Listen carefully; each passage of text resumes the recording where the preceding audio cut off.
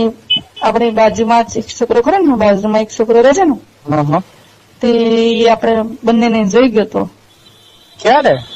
એટલે આપણે ચંદ્રેશના પપ્પાને એમ નતા ગયા, મુંબઈ ગયા છે ને, તે આપણે તું મારા ઘર નતા, તો એને આપણે ફોટા પાડી લીધા છે હંતાઈને. એમ છે? હા.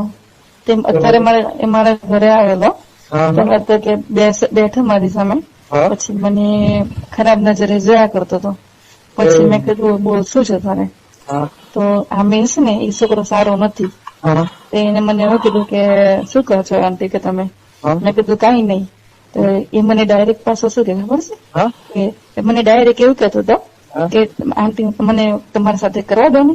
મેં કીધું કીધું તને તારા ઘરના તમે તારી મમ્મી ને કહી દેશો આવું બધું બોલીશો. પછી એને મને એના ફોનના ફોટા બતાવ્યા કે તમે મારા સાથે નહીં કરવા દો ને તો તમને બધા ફોટા હું બતાવી દઈશ. એમાં હું દેખાતો હતો? હા, તો એ દેખાતો હતો. અને એ મને એવું કહેતું હતું કે આ પ્રકાશ તમારો ખાસ ફ્રેન્ડ છે, એની મમ્મી મને ઓળખે છે અને હું એની મમ્મીને કહી દઈશ કે પ્રકાશ આવું કરે છે તમારી સાથે.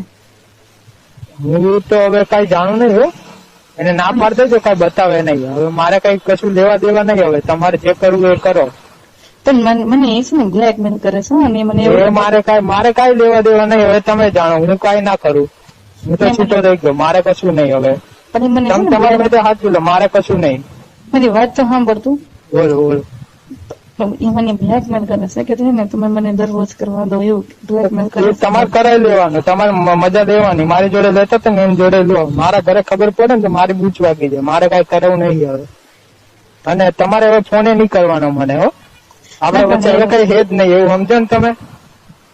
પણ આપણે બંને સંબંધ બહુ સારો હતો ને. સંબંધ સારો હતો પણ હવે બધી ખબર પડી ગઈ ને, મારે કઈ મજા નહીં આવે પછી હવે.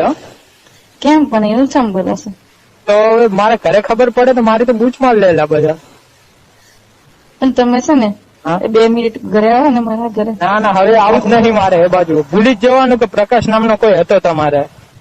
ભૂલી જાઓ મને હવે. તમે કોઈ ફોન ના કરતા હવે. પણ પ્રકાશ દેજો કે તમારે એક વખત કરી દેજો એટલે છૂટું તમારે. પણ એ મને એવું કહેશે પ્રકાશ બેટા અમારા સાંભળતું, એ મને એવું કહેશે કે છે ને તમારે મને દરરોજ કરવું પડશે એવું કહેશે. પણ મારે નહીં સારું. મારે થાકી જાય દરદ એને મજા નહીં આવે. કેટલું નીકળશે એની અંદર થી, એ થાકી જાય. પણ એ તારો ભાઈબંધ છે ને? મારો ભાઈબંધ રહે પણ એ સારો રહે, એ હરામી એક નંબર નો. એક વખત તમારે આપવું જ પડશે કરવા એને. પણ છે ને એવું હોય તો એક વાર એને આપવું. પણ છે ને તું એને ના પાડે તું એને સમજાવી દેજે એટલે આ બધું ના કરે. હું કઈ ના જાણું, એને તમે સમજાવી દેજો તમારા માટે. અને મને ફોન બી ના કરતા હવે કોઈ દિવસ. હવે આપડે કઈ એ નહીં, જે હતું એ બધું પતી ગયું, ભૂલી જવાનું. હા પણ તમે મને બહુ સુખ આપ્યું છે. શું કીધું? તે મને બહુ સુખ આપ્યું છે પણ હું તને કેવી રીતના બોલી શકું? ભૂલવું તો પડશે. હવે શું કરશો માંથી?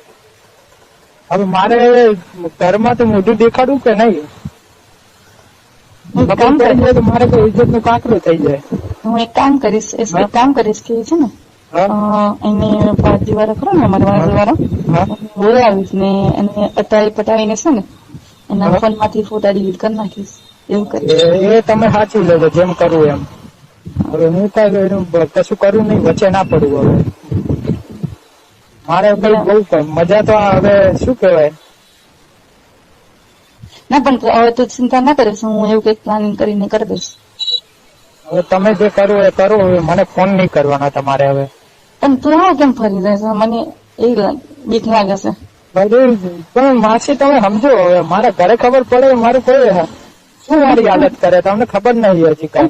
ખબર નહીં પડે છે ને હું એના ફોન માંથી બધું ડિલીટ કરી નાખીશ અને અટાઈ પટાઈને ઘરે બોલાવીશ ને એવું હોય તો ફોન માંથી એના ફોટા ડિલીટ કરી નાખીશ. પણ તું છે ને પાછું આવજો મારે ભેગે.